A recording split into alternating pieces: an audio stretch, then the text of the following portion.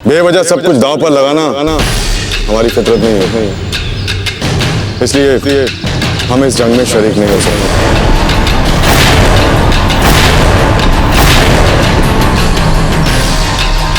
इसलिए आप सब लोग यहां से जा सकते हैं।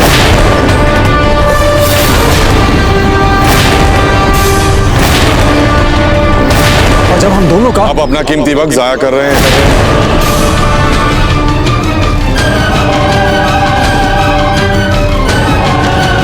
जी धन्यवाद।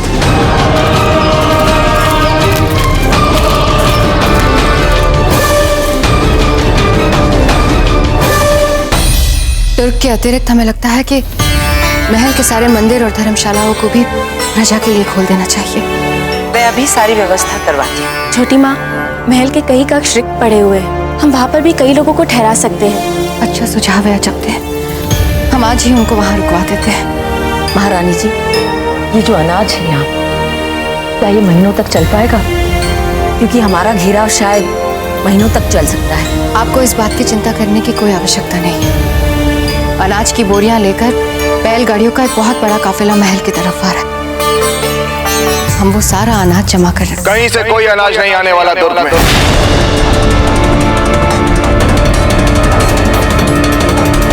जिन गाड़ियों में हमारे लिए अनाज आ रहा उन पर मुगलों ने आक्रमण कर दिया और जो सैनिक उनकी सुरक्षा के लिए थे उन्होंने मुगलों के साथ लड़ते उस सारे अनाज में आग लगा दिया और मार जो अनाज हमें न मिल सका वो उन मुगलों को भी मिल सके। इसलिए जब तक घेराव है तब तक हमें इसी अनाज से काम लेना होगा जो इस समय हमारे तुर्क में है।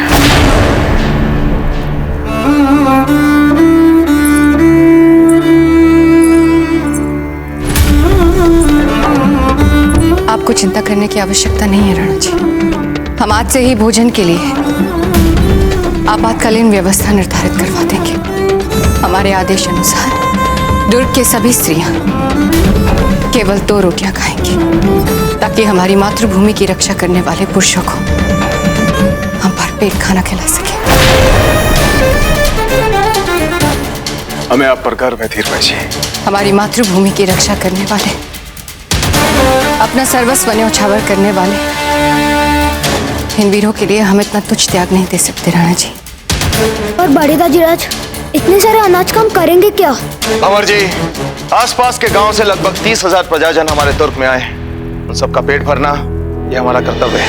तुर्क के बाहर शत्रु बैठा है, इसलिए हम बाहर से कुछ भी नहीं मंगवा सकते। इसलिए जब तक हम अकबर को हरा नहीं देते हमें इसी अनाज से काम चलाना होगा और सबका पेट भरना होगा। अकबर रुका क्यों है दुर्ग के बाद तब से? और आखिर कब करेगा ये आक्रमण? वही तो हम सोच रहे हैं भंवर जी कि अकबर हम पर आक्रमण क्यों नहीं कर रहा।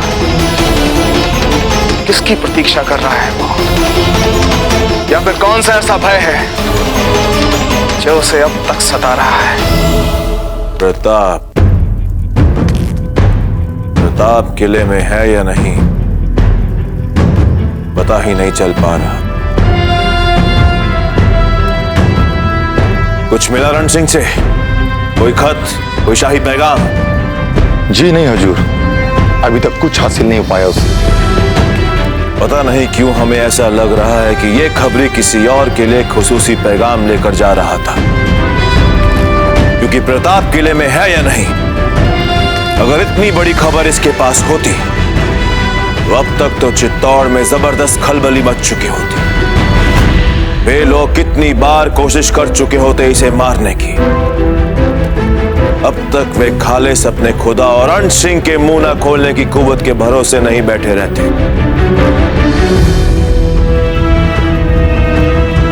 हमें तो लगता है कि प्रताप किले में ही है। प्रताप मौजूद है किले में, ये बात तो पक्की है। तो इतना यकीन कैसे तुम्हें? यही ख्याल है हमारे जहांपनाह का। वरना सोचो जरा, राजपूतों का खबरची पकड़ लिया है हमने और जरा भी फिक्र नहीं है राजपूतों को। अगर प्रताप किले में नहीं होता तो ये बात बता के वो खबरची इस जंग का रुख बदल सकता है। क्या राजपूत होने देंगे ऐसा? फजूल में वक्त बर्बाद कर रहे हैं शहंशाह उस रण सिंह पर। उन राजपूतों को उसकी जरा भी फिक्र नहीं, क्योंकि वो कुछ नहीं जानता, कोई अहम खबर नहीं है उसके पास। मैं ये यकीन से कह सकता हूं कि प्रताप किले में मौजूद है, वरना ऐसी हाल नहीं हो सकती थी हमारी। या खुदा, बस एक मौका और मिल जाए मुझे, तो उन राजपूतों को ऐसा सबक सिखाऊंगा कि वो ही नहीं, उनकी आने वाली तमाम नस्लें अलीम खान से खौफ खाएंगी। यदि खेतू ने मार दिया रण सिंह को तो अकबर को संदेह हो जाएगा।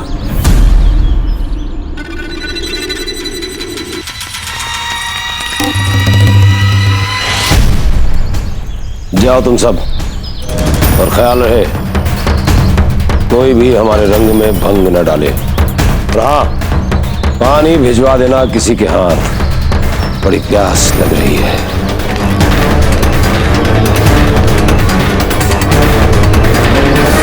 क्षमा करें कुंवर प्रताप, हमारे सुझाव के कारण आपका इतना बहुमूल्य समय नष्ट हो गया। नहीं जयमल जी, ये बात सत्य है कि हमें सहायता की आवश्यकता है।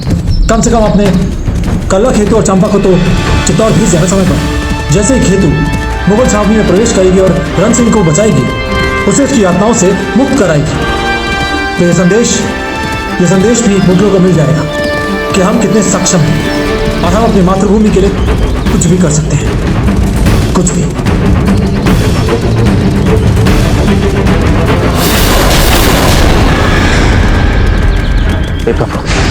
क्या हुआ कुंवर प्रताप?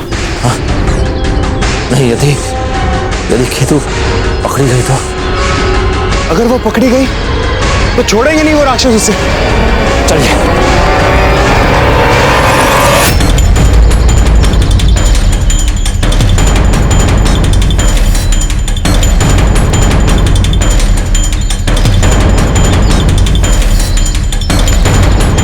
तुम्हें कुछ तो खास बात है।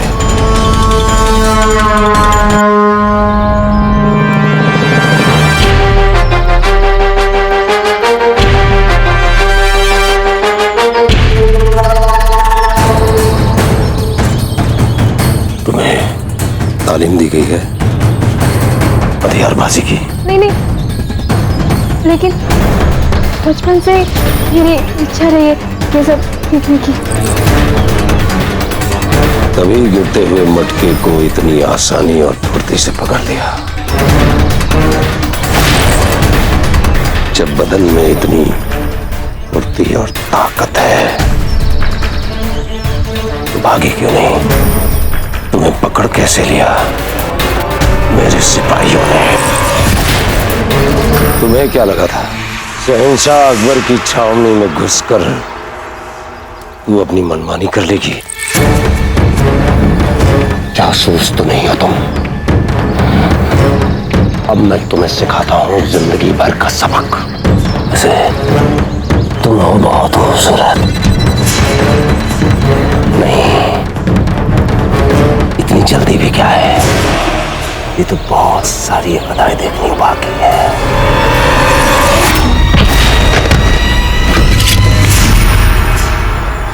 हिलना मत।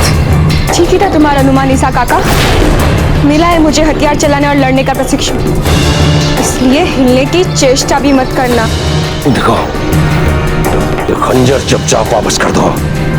वो यहां से बच के नहीं जा सकती।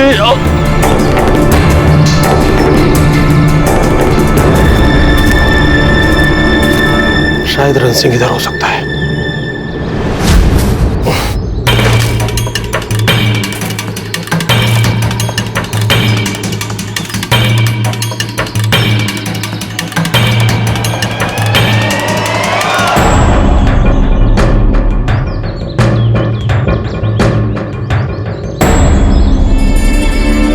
खबरदार! इस तंबू की तरफ नजर उठाकर कभी मत देखना। क्षमा कीजिए महाराज, भूल हो गई, आगे से कभी नहीं होगा। चलो जाओ। भगवान का लाख लाख धन्यवाद। जीवित है अभिरन सिंह, पर खेतू भी दिखाई नहीं दे रही है। कहाँ है वो? लपेटो इसे। चालाकी दिखाने की कोशिश की तो समझ लो जिंदा नहीं रह पाओगे तुम। लपेटो। अब जल्दी से बांधो अपने मुंह पे, बांधो जल्दी।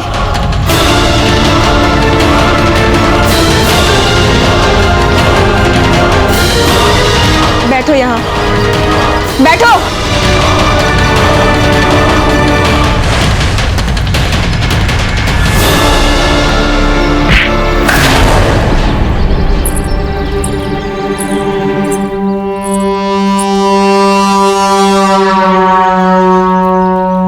तुम भी दासी हो ना यहाँ? तो यदि तुम अपनी स्वतंत्रता चाहती हो, यदि अपनी मातृभूमि मेवाड़ के लिए लड़ाई का अंग बनना चाहती हो, तो सहायता करो मेरी। जल्दी एक रास्ता ला कर दो मुझे। देखो यही कहीं तंबू बांधने के लिए रखा होगा, ढूंढो जल्दी।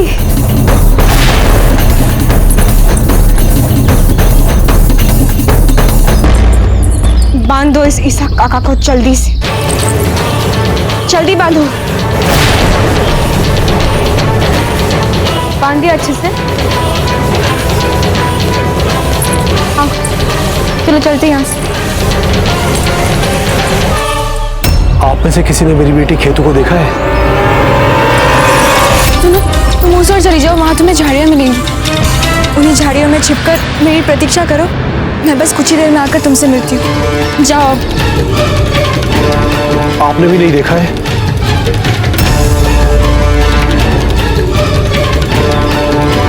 अब मुझे रण सिंह के पास जाना होगा।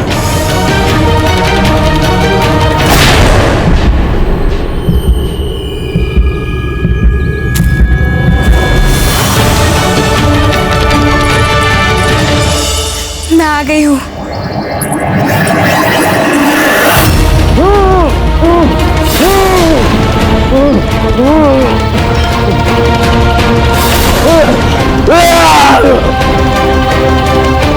आओ मेरे साथ।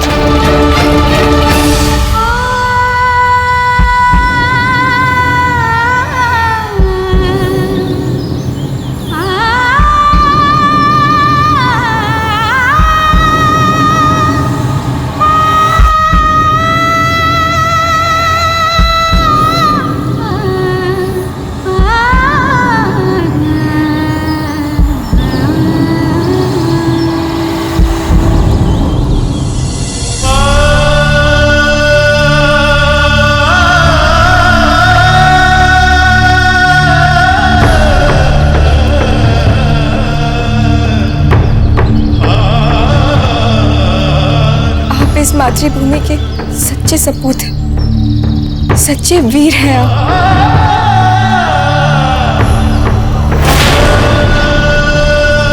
पकड़ो इसे, पीछा करो, बचकर नहीं निकलनी चाहिए।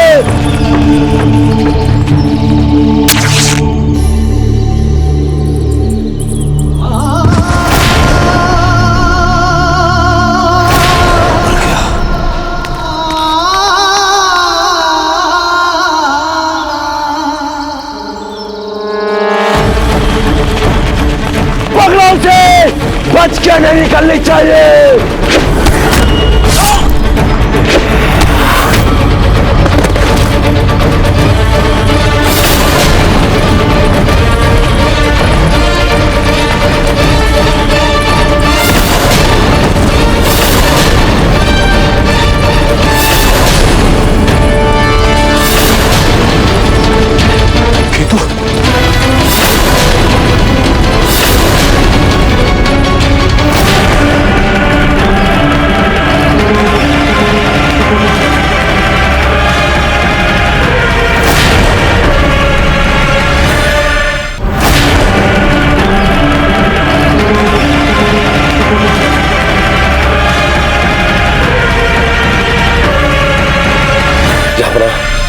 चित्तौड़ के जासूस आए थे, उन्होंने मार दिया इसे।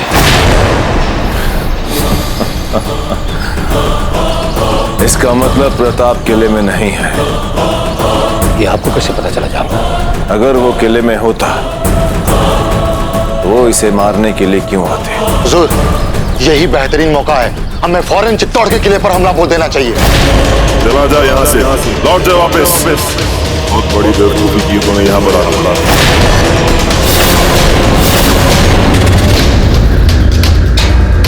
अभी नहीं, अभी हमें सोचने का थोड़ा वक्त और चाहिए। थोड़ा इंतजार और करेंगे हम।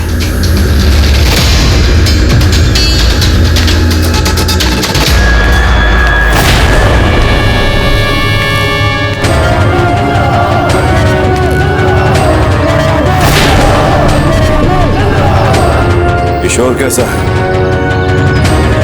दूरबीन लाओ।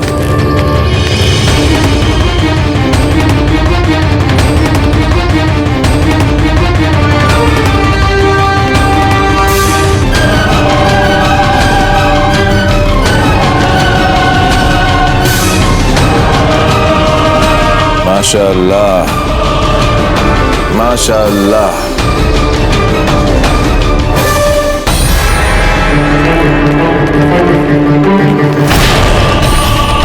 शहंशाह का इकबाल बुलंद हो।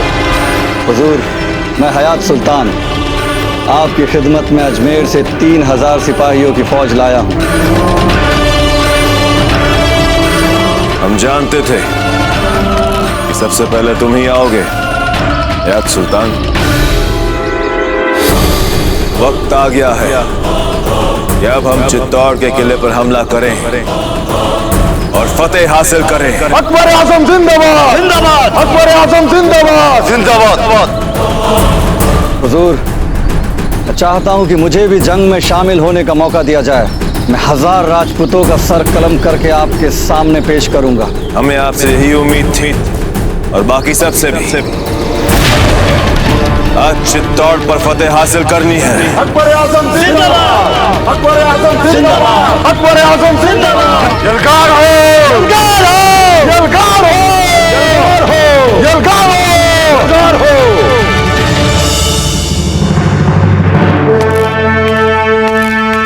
हीर भाई जी, हमारी प्रजा के रहने खाने पीने की इस दुर्ग में व्यवस्था हो रही है। हम प्रयास कर रहे हैं राणा जी, परंतु 30,000 लोगों के लिए खाने पीने की व्यवस्था करना सरल नहीं है। हम अकड़ी महाराज, बड़ी गम्माई सरदार जी, बोलिए। मैंने अभी अभी दुर्ग के प्राचीर से 3000 सैनिकों की सेना को अकबर की फौज में आकर मिलते देखा है। मुगल फौज में निश्चित हलचल तो दिख रही महाराज।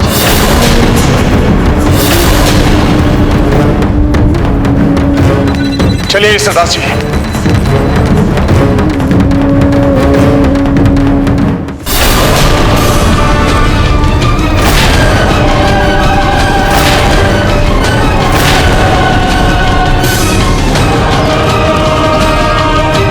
ये तो मेड़ता का दूध लग रहा है।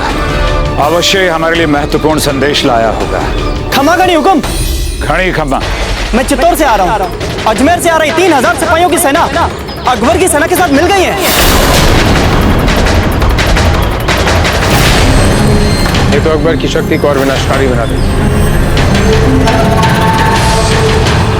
इससे पूर्व की चित्तौड़ आपदाओं से घिर जाए, हमें शीघ्र अतिशीघ्र वहां के उपस्थान करना चाहिए।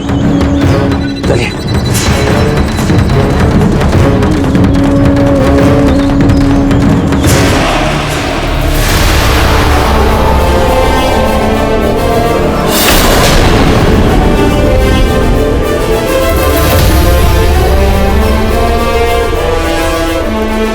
मेरे जाबाज सिपाहियों, हिंदुस्तान की तारीख पे अपनी शमशीरों से एक ऐसी सुनहरी मुगलिया फतेह लिखते हैं जिसे आने वाली नस्लें जब भी पढ़े तो आपके जंगी कारनामों के आगे अदब से सर झुकाएं।